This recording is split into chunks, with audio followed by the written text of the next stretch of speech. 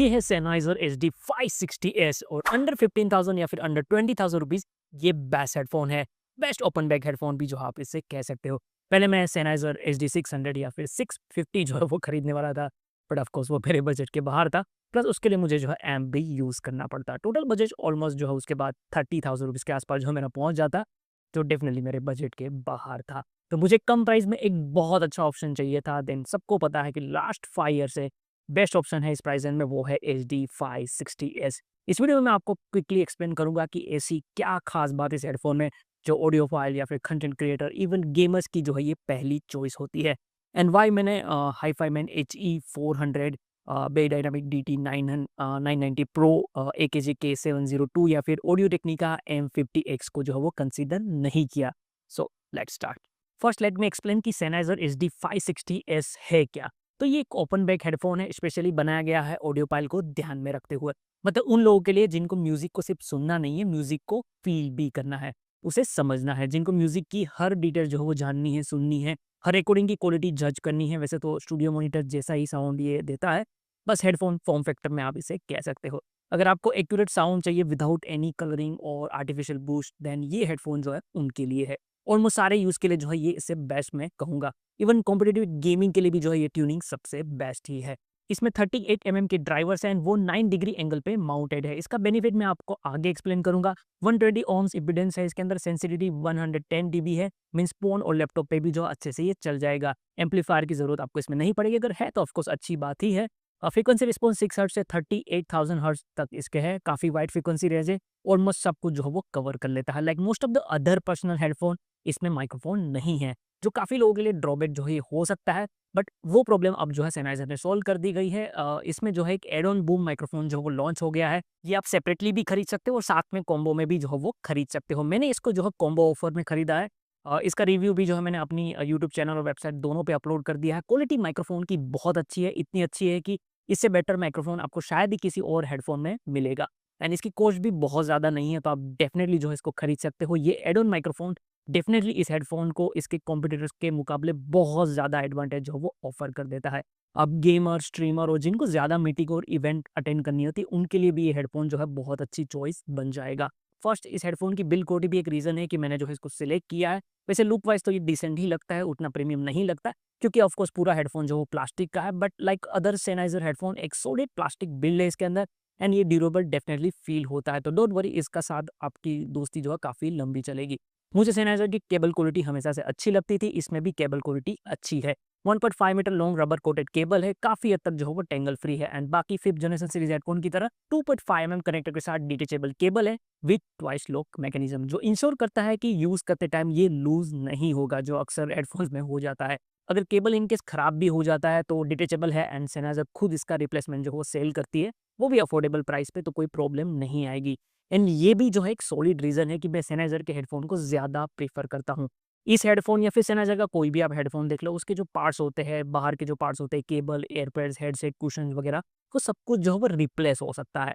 And Sennheiser officially उन parts को cell करती है, तो ये एक बहुत बड़ा प्लस पॉइंट हो जाता है हेडफ़ोन के लिए, जब हेडफ़ोन जो थोड़ा-सा महँगा हो तो। इवन जो इंटरनल पार्ट्स है, ड्राइवर, पीसीबी, वो भी Sennheiser के हेडफ़ोन में थर्ड पार्टी थ्रू या ऑफ़िशियल Sennheiser के थ्रू जो है ईज़िली रिप्लेस हो जाते हैं।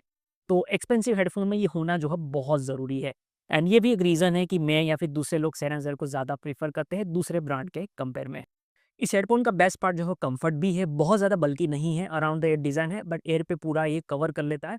टच बिल्कुल भी ईयर्स को नहीं करता, तो प्रेशर एयर पे बिल्कुल आपको फ़ील नहीं आएगा। जो एयरपैड्स है वो वेलोर मटेरियल के हैं, काफ़ी सॉफ्ट है एंड अच्छी बिल्ड के है। एंड इट्स गुड कि वो आर्टिफिशियल लेदर या फिर और रेक्सिन टाइप मटेरियल का यूज़ यहाँ पे नहीं किया एयरपैड्स में, क्योंकि उससे तो ये ज़्यादा बेटर है। क्लीन रखना इसको थोड़ा-सा मुश्किल हो सकता है, बट ज़्यादा ड्यूरेबल ये साबित होगा। एंड इंडियन एनवायरनमेंट के लिए ये मटेरियल बहुत अच्छा है। इवन आफ्टर मार्केट दूसरे मटेरियल के एयरबड्स के ऑप्शन भी आपको इस हेडफ़ोन में मिल जाएँगे, तो कोई बहुत बड़ी बात नहीं है। ऊपर हेडरेस्ट एरिया में भी आपको सेम मटेरियल के साथ सॉफ्ट कुशन मिल जाता है, सो हेडबैंड में भी कोई प्रेशर आपको फ़ील नहीं आएगा। एंड येस, ये भी रिप्लेस हो सकता है। सो स्मॉल हेड हो या बिग हेड, सबके लिए जो ये हेडफ़ोन काफ़ी कंफर्टेबल है। एंड ये जो है एक ओपन बैक हेडफ़ोन है, तो एयर पे प्रेशर आपको फ़ील नहीं होगा। वैसे ओपन बैक और क्लोज़ बैक में डिफरेंस क्या होता है, वो आई थिंक मुझे लगता है कि वीडियो जो भी देख रहे हैं, उनको पता ही होगा, बट काफ़ी लोगों को इसको लेके ज़रूर कन्फ्यूज़न होगी कि कौन-सा बेटर है। तो मैं पर्सनली जो है वो ओपन बैक ज़्यादा प्रेफ़र करता हूँ बिकॉज़ ऑडियो में जो है एडवांटेज काफ़ी मिल जाता है।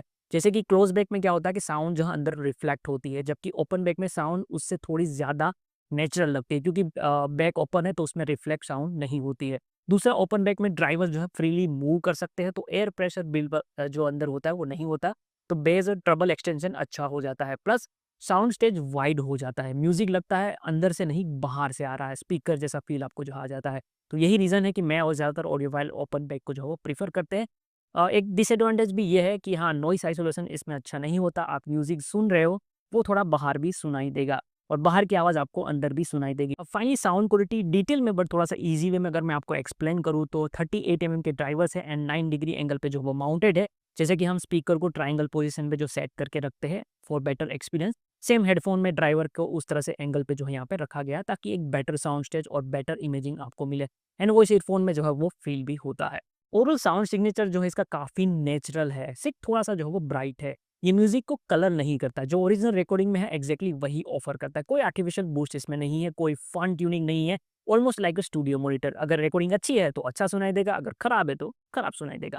बेस की अगर हम बात करें तो अमेज़न पे आपने रिव्यूज़ काफ़ी इसके देखे ही होंगे ऑफ़ कोर्स। काफ़ी लोग कंप्लेन कर रहे हैं कि एचडी 560 एस में बेस कम है, बट ऐसा नहीं है, बेस इसमें कम नहीं है, बेस इसमें फ्लैट है, नेचुरल है, बूस्टेड नहीं है। तो आप नॉर्मल फन ट्यूनिंग या फिर वी शेप ट्यूनिंग हेडफ़ोन से सीधा इसमें अगर स्विच करोगे तो ऑफ़ कोर्स आपको कम ही लगेगा। बट एक्चुअली एचडी 560 का बेस जो है वो अच्छा है। इसका सब बेस 20 हर्ट्ज़ तक जो है एक्सटेंड करता है, तो ओपन बेक के लिए काफ़ी एक्सीलेंट है। मिड बेस टाइट है, कंट्रोल्ड है, म्यूडी बिल्कुल भी नहीं है।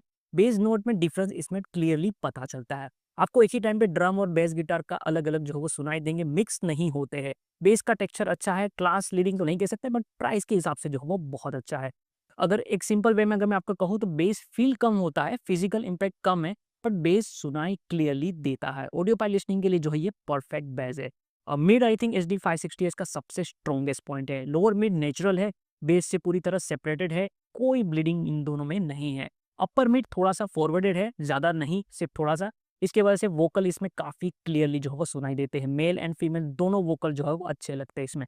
इंस्ट्रूमेंट नेचुरल लगते हैं, गिटार, पियानो, वायलिन अनकलर सुनाई देते हैं, पूरी तरह से जो है वो ट्रांसपेरेंट लगता है।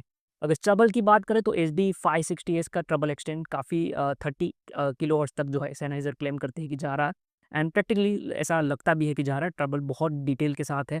सिम्बल्स एंड हाई-हैट क्लियरली जो है वो सुनाई देते हैं, एयर फ्रीक्वेंसीज़ प्रेज़ेंट है और lower treble around 6 to 8 kilohertz थोड़ा-सा जो है वहाँ पे एलिवेटेड हुआ लगता है। तो इसकी वजह से क्लियरिटी इंक्रीज़ होती है, डिटेल भी काफ़ी बेटर तरीके से सुनाई देती है।